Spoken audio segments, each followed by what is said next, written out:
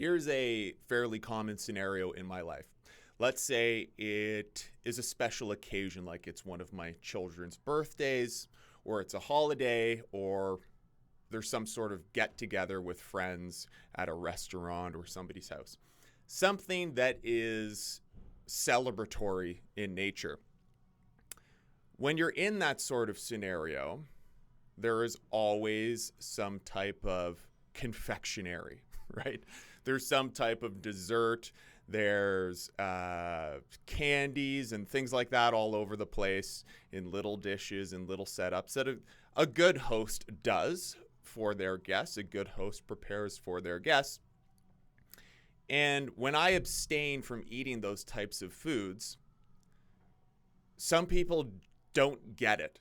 They can't understand how I can be in a situation where I'm surrounded by things that most people are very tempted by and really have no interest in eating that food. And the average person in these situations just assumes that I want to eat those things just as badly as they do, but it is the power of my will or even my discipline that prevents me from consuming those foods.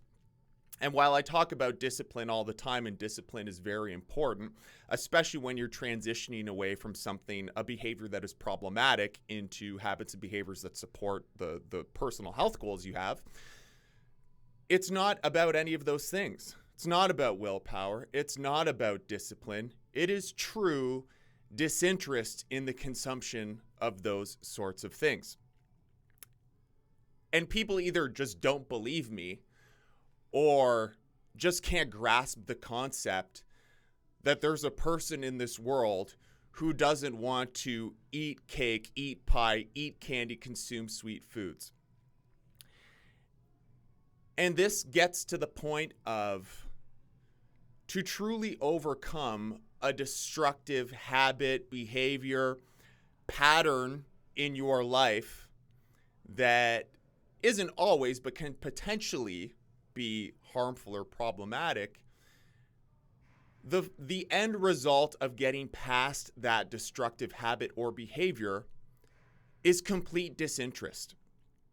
And I talk about the connection between issues of eating, issues of consumption in a destructive way with food, and that of addiction. And I always have to give this disclaimer. I'm not claiming that the acute effects and the acute destruction of eating foods is the same as the acute effects and the acute destruction of alcoholism or drug addiction or things like that.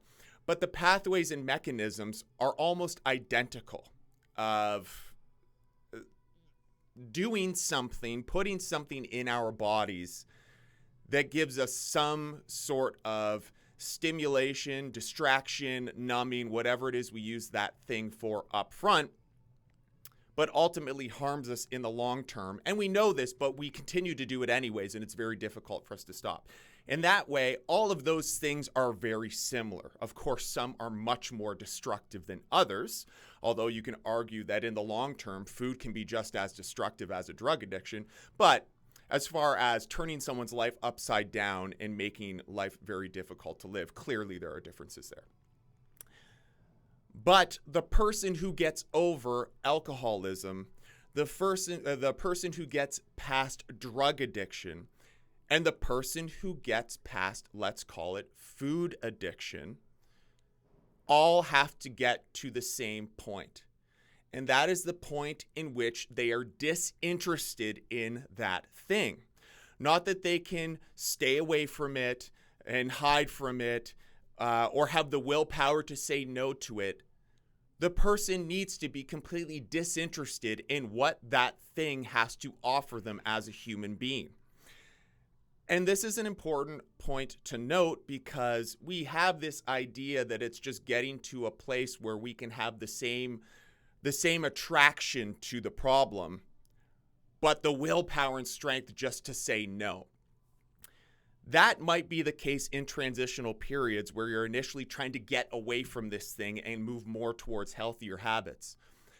But when you talk about getting to a place where you're no longer relapsing, because there's always relapses, right? You do good and then you don't do so good. And then you do good again and then you don't do so good. This is a regular pattern. It's very uncommon that someone just decides that they're going to stop something and then it stops and they never go back to it, right? The first time that someone tries to quit an issue, they do it successfully and they never go back. That's possible, but highly unlikely, and those situations certainly are not the majority of how a person finds the path to getting away from those sorts of issues. But the person who finally gets over a problematic habit, behavior, pattern and never goes back has become disinterested in what that thing offers them. And this is where I'm at with those foods. Anything, I get that sugar tastes good. I get that sugar is stimulating. I get that there's immediate gratification and pleasure in the consumption of something that is otherwise unhealthy. But I'm just not interested in it. The food doesn't even taste that good to me.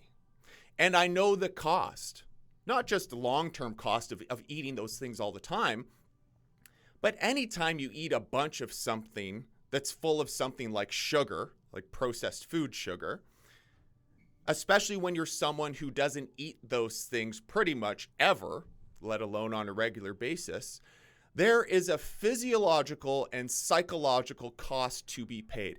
It's the same reason why I don't drink alcohol to the point of being hungover, and I haven't, in 6-7 years, even though I know how fun it can be to be drunk. I know how fun it can be. And believe me, I've had lots of enjoyable times being intoxicated. But I'm disinterested in being intoxicated as an adult because I know the cost. I know what the result is going to be, both acutely, in the long term, decision making, all these sorts of things.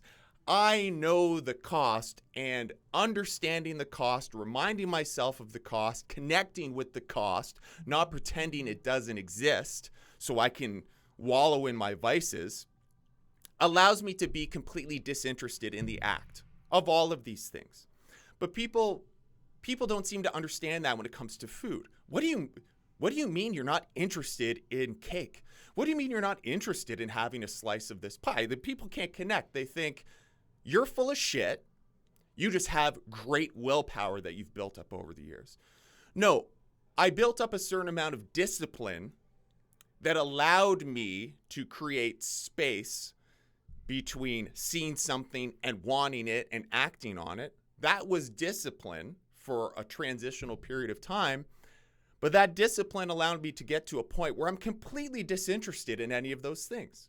I don't crave them. I don't miss them. And that is why I'm in such great control of what I put into my body today. I'm not even interested in those things anymore. And when someone says that, your response is, or your feeling on it is, yeah, you're full of shit. You're just really good at saying no. Yes, I am really good at saying no, but I'm really good at saying no because I don't care about the thing. And it's a mixture of being so far disconnected from that vice that I don't even understand it anymore, as well as I'm so deeply connected with the cost that I know that it's not worth the 5, 10, 15 minutes of mouth pleasure that I get up front. So the point of me telling this to you is so that you understand, like I say all the time, that willpower is a myth. You do require systems of discipline to get away from habits and behaviors that you struggle to get away from. There is a long up and down transitional period that requires learning about being disciplined in order to get past. But ultimately, when you get to the point where you're never going back to that place again, you're a completely different person. You don't need those things anymore. You don't want those things anymore. And you're really moving forward and really thriving in your health. It's not because your willpower is up here. It is because your interest level in those things is literally down here. It's in the basement. It's non-existent. And the more time and space you can spend putting good foods in your body, exercising, avoiding those sorts of situations, building discipline, which means knowing where your problems are, knowing knowing your weaknesses, and creating plans, strategies, and preparations to have the best chance of avoiding or overcoming those things. That's the disciplinary period. But once you can maintain the disciplinary period for a certain amount of time, what's on the other end is complete disinterest. Disinterest in the effects, disinterest in the stimulation, disinterest in the ramifications, disinterest in the lifestyle. If you want to succeed, that's where you need to be. So when people look at me in contrast to themselves and say, well, he's successful because clearly he has more willpower. No, not true. I have no willpower. It is so easy for me to create unhealthy habits. I can't imagine that there's that many people out there who are worse off in that department than I am. But I've put in the hard work. I've looked in the mirror. I've understood where I fall short, where my problems are. I haven't pretended that they don't exist. I haven't pretended to be a perfect person or that it's okay to be self-destructive. I've done that difficult, deep work that allowed me to put proper disciplinary plans in place in order to get me through the difficult times where relapse is always on the horizon, and getting to a place where I just have no interest in any of those things. Drinking too much, eating processed foods, eating for stimulation and distraction rather than sustenance. And that doesn't mean there's no pleasure in the things that I eat, but I can derive more pleasure from eating healthy whole foods that I make myself than I get from eating a candy bar. I don't even understand that anymore. And that is the reason why I'm successful.